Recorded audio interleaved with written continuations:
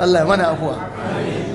Kar ku zauna fa ba zama, duniyar ba ta da daɗi yanzu, matsiyata sun yi yawa, kuma kullu na ni'matin masu, duk wani mai ni'ima wallahi sai an mai hasada.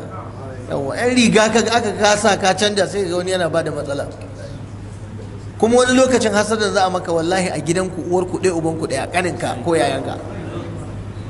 Wani ya zo yana gaya wa yayansa yana abin da ce gane wani dan iska mara mutunci, wannan mutum kai da ba dan Allah ne yake ba da arziki ba, ai wannan wala bai kamata ma ba shi arziki ba.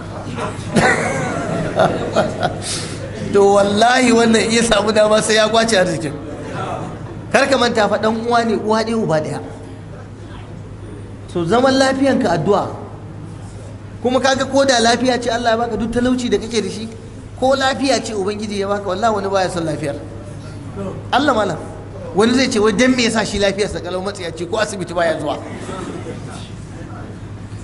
Yaya zai yi ya ga kana ciwo? Da shi yake dora ciwo wallahi da sai ya dora maka. A ina